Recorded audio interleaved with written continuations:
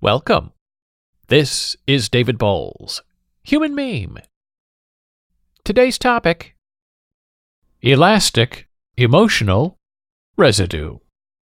We, the human beings, are sticky and we are perpetually wet. And we are rarely neutral in all of our surfaces. Things, experiences, people, emotions.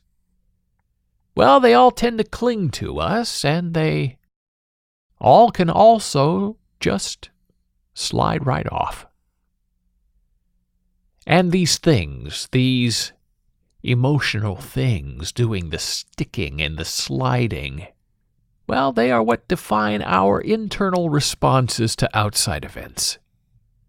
These emotional things that tie us into being well-rounded human beings, and not just industrial shadows, flowing and glowing with mechanical gears and buttons and razors. So then, here we are, all wet and tacky, with no place to go. Every experience we have ever had tags us in such a way that we become vulnerable to exploitation and keen to being disconnected. And what are we going to do about it? Our experiences adhere to us like a shadow, unshakable in the daylight and always watching us under the moon. But unlike the past that we willfully slough off, these sticky emotional experiences hang with us forever. And they color, and they infect, and they influence every relationship and motivation we have now and in the future. And so we don't have much choice but to try and accept the reality that we are our experiences and, like it or not, we are also our emotional attachments. And that can be a good thing and a bad thing. It's good in that righteous experiences can leave us open to the same sort of joy that already resides within us, and bad in that extreme emotional experiences can leave us closed off and wary of anything and anyone that reminds us of what has already previously disappointed us. Now, I tend to see these emotional residues coming at us in three distinct ways: lenticular, electrical, and modular. Lenticular emotional residue is what we know by seeing, both with our eyes and our mind's eye. Our vision is at stake, our future keeps us in the perilous parlay. These experiences can change our view and redirect our intention in unintentional ways. The lenticular experience can often mask itself as a good thing, when it can really skew up our sovereign regionality with a reality that bites and stings and does not reside in a reality that is beneficial to us or to those around us.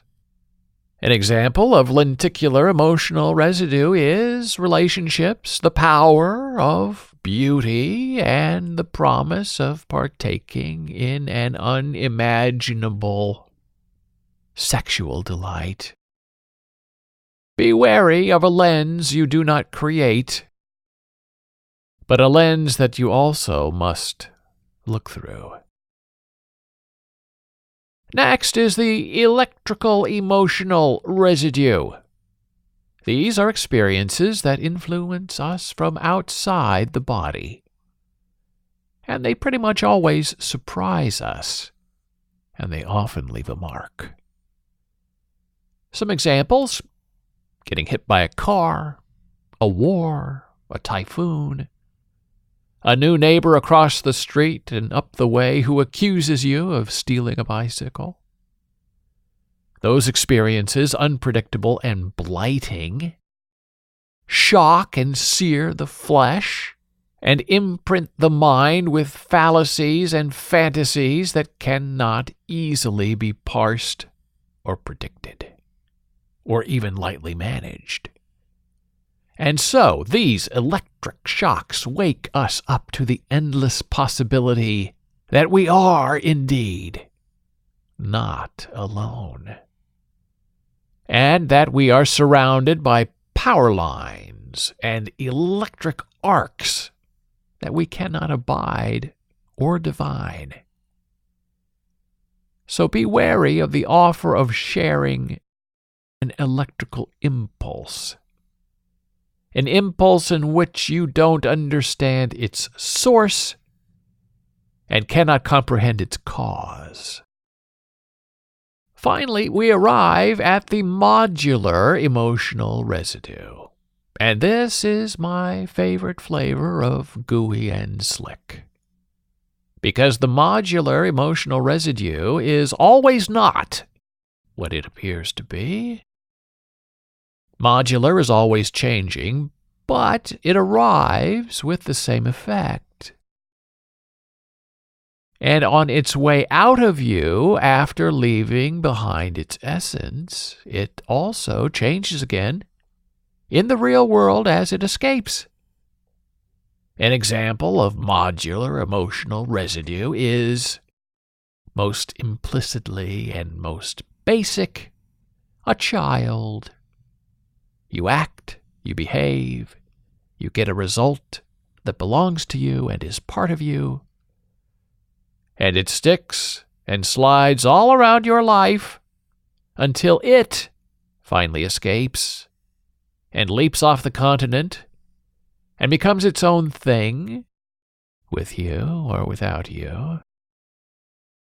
And another example of modular emotional residue that is more quiet and perhaps more delightful is the favor you do for someone, either invisibly or with their full knowledge. No good deed goes unpunished is the infamous residue of modular emotionalism. But the flip side of that is this: every good deed is born of genuine goodness. Remember it. You can actively choose your emotional adhesions and your slippery slopes. And there are some things you want to keep forever, and some things you cannot wait to get rid of. And so you run away. And both contempts are okay, because that's who we are as a people. We are selfish and genuine and awful and joyous and creepy and betraying. And there's nothing to do about all of that except to take note of it, keep an inventory, but don't keep score. And always be analyzing what you're carrying and why and what you've left behind. Acknowledgement is key to a human life. And that means accepting all of the good with all of the rotten. But, my human meme friend, be wary of the itinerant smile, born to coo back at you, and then lead you back into reliving every residual experience you've had over the entire past of your life, and again into the entire rest of your life. Oh, and yes, my human meme friend, there is just one more emotional residue that I would like to share with you now. In fact, it is the title of this podcast episode. And I share this with you now with a caveat and a warning. And that is this: the elastic, emotional residue. Well, that's the one residue we never know is there. It strangles us and binds us, and every time we look for the pressure it is applying to our necks, we cannot see the tie that binds us. The elastic residue changes with us as we begin to recognize it, until we once again are tricked into not knowing it's there and pressuring us. The elastic emotional residue is invisible to us, but others we love and respect, well, they can see it, and they can loosen its grip upon us. So, be wary that we cannot survive alone in this world, and expect not to suffer and suffocate without the help of love and charity and grace and unending goodwill from our friends who recognize us without us. So please be that aware person.